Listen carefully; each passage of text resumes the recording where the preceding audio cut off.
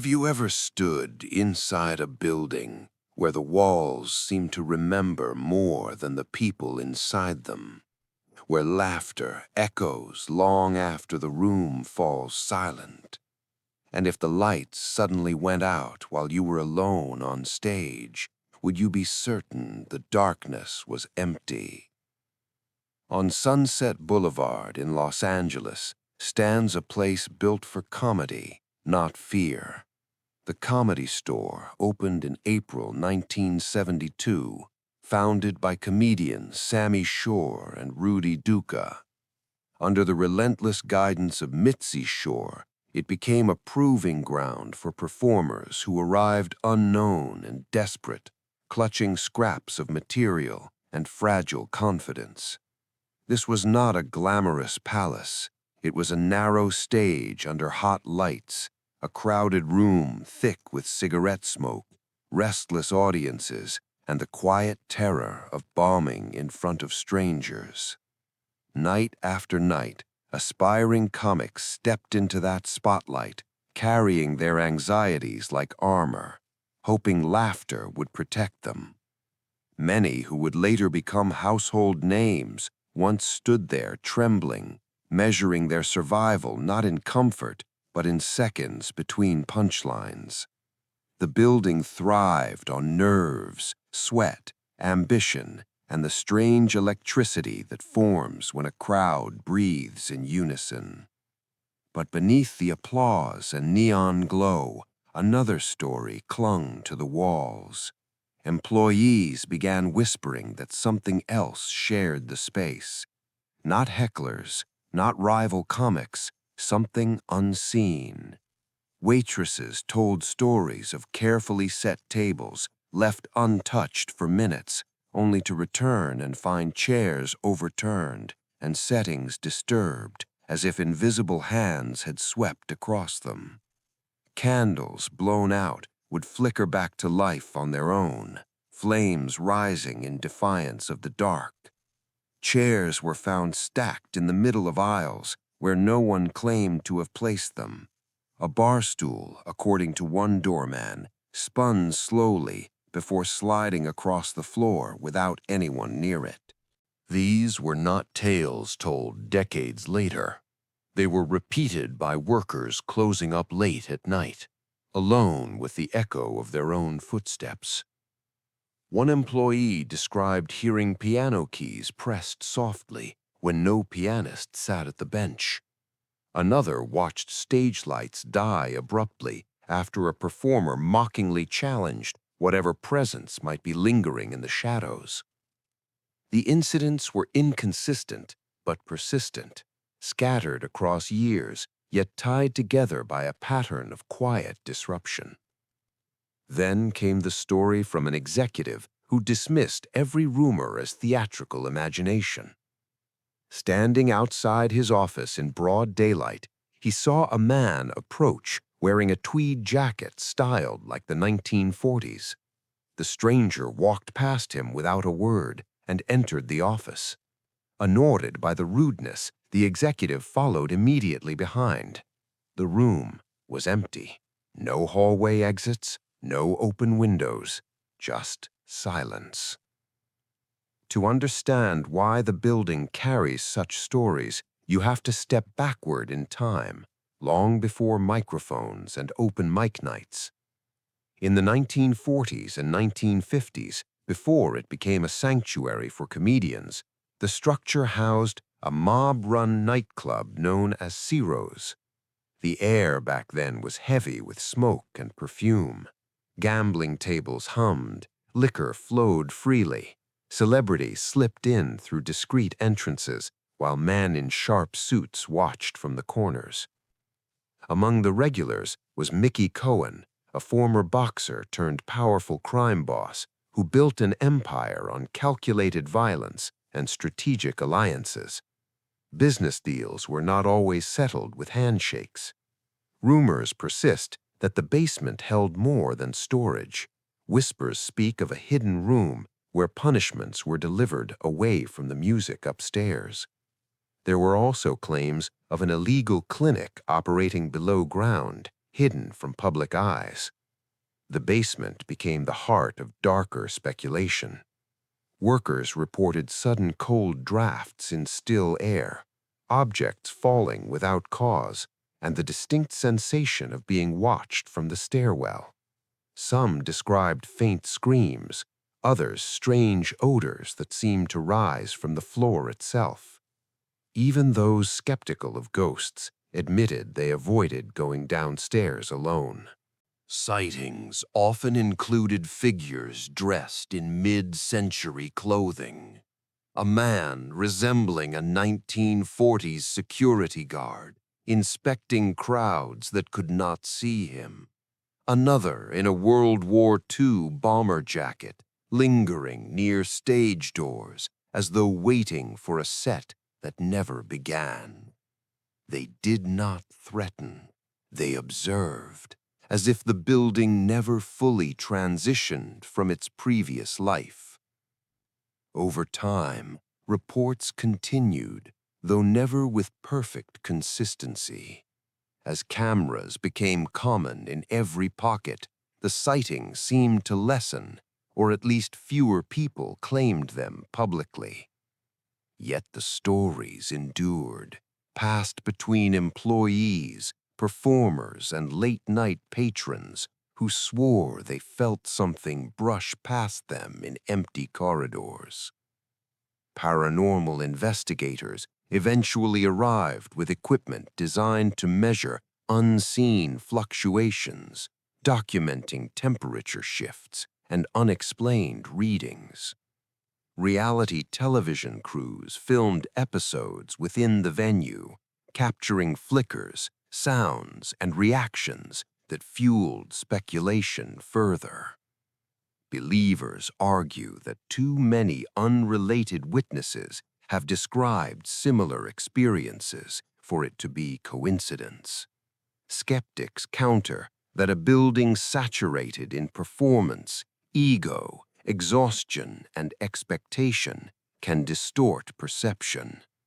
But no matter the explanation, the structure holds a layered history, ambition layered over vice, laughter layered over secrecy, stage lights layered over shadows. And in a place where emotions are amplified nightly, where fear, relief, humiliation, and triumph unfold within minutes, it is perhaps unsurprising that something intangible seems to linger. Whether that presence is memory, imagination, or something less easily named remains uncertain. What is certain is that this building has absorbed decades of human vulnerability. Comics standing alone beneath a spotlight often speak of sensing the weight of everyone who performed before them. The stage is small, the darkness beyond it is wide, and sometimes when the crowd falls silent between jokes, there is a pause that feels deeper than expectation. In that pause, some say, the past listens. And if the past still listens, the question is not whether the Comedy Store is haunted by ghosts. It may be haunted by every moment of risk, every fear carried onto that stage, every secret sealed in the basement below. If those walls could speak, would they tell stories of laughter first, or of what happened beneath the floorboards long before the microphones arrived? And if a place absorbs every emotion poured into it, what happens after decades of fear, ambition, greed, and desperation seep into the same foundation? Before it became a sanctuary for stand-up, the building pulsed to a different rhythm. In the era when it operated as Ciro's, the nights stretched long and reckless. Smoke coiled beneath chandeliers. Glasses clinked in coded celebration. Money moved quietly between hands under tables, while music masked conversations never meant to be overheard. Powerful men occupied shadowed booths, watching entrances as carefully as they watched each other. Mickey Cohen was among them, a figure who built influence through force as much as strategy. Stories claim that downstairs, away from the glamour, consequences were delivered. A basement room, hidden from the dance floor above, allegedly served purposes no nightclub advertised. Whether every detail is true hardly matters now. What matters is that the belief took root, and belief has weight. Employees decades later described the basement as different from the rest of the building. Not louder, not colder in any measurable way, just heavy. Tools slipped from steady hands. People stumbled on steps they had walked hundreds of times. Some refused to turn their backs to the darkness at the bottom of the stairs. Others spoke of fleeting shapes at the edge of vision, gone the moment they focused. And then there were the figures. A man in 1940s attire, pacing like a guard still assigned to protect something that no longer exists. Another in a bomber jacket drifting near the stage door, as if waiting for permission to enter. They were not described as violent. They were described as present, as though the building never dismissed them when its purpose changed. Even performers felt it.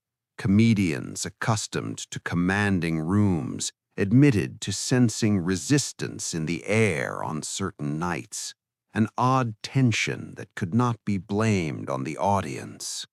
One recalled challenging whatever unseen force might be lingering there, only for the lights to cut abruptly, plunging the room into darkness before flickering back.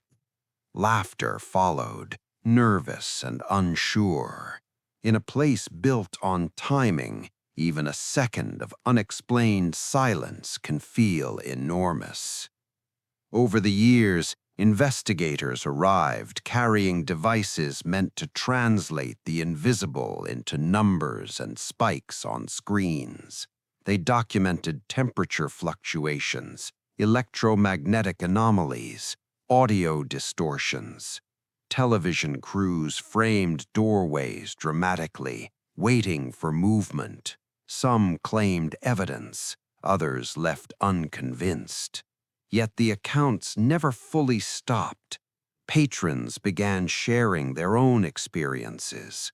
Cold spots near the back wall, whispers mistaken for staff, shadows crossing hallways already checked and cleared. As personal cameras became constant companions, sightings seemed to decline, or perhaps stories simply grew quieter. But reputation lingered. The Comedy Store earned a second identity, layered beneath its cultural importance, a place where the boundary between performance and something else felt thin. Still, there is another possibility. Buildings that witness extreme emotion often feel charged because they are saturated with memory. For decades, this stage absorbed raw confession disguised as humor. Performers stepped forward, carrying loneliness, addiction, insecurity, heartbreak. They transformed pain into laughter under blinding lights. Audiences responded with roaring approval or brutal silence. That exchange, fear offered, relief returned, repeated thousands of times. Maybe what people sense is not an apparition from the 1940s. Maybe it is residue, the echo of risk, the imprint of every person who stood alone under that spotlight, wondering if they would survive the next 30 seconds. The basement may hold rumors of violence, but the stage above it has witnessed quieter battles, careers collapsing in real time, confidence shattering, redemption earned joke by joke. In such a space, tension accumulates, anticipation thickens the air, silence stretches. When a room holds its breath together, it creates a kind of pressure, and sometimes pressure feels like presence. Yet the stories persist because uncertainty is powerful. Too many unrelated voices across generations have described similar figures in outdated clothing. Too many workers have felt that same uneasy shift when closing alone. Whether imagination, inherited myth, or something less explainable, the sensation remains woven into the building's identity.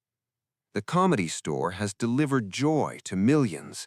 It has shaped culture through nothing more than a microphone and a spotlight. But beneath the laughter lies history layered in shadow.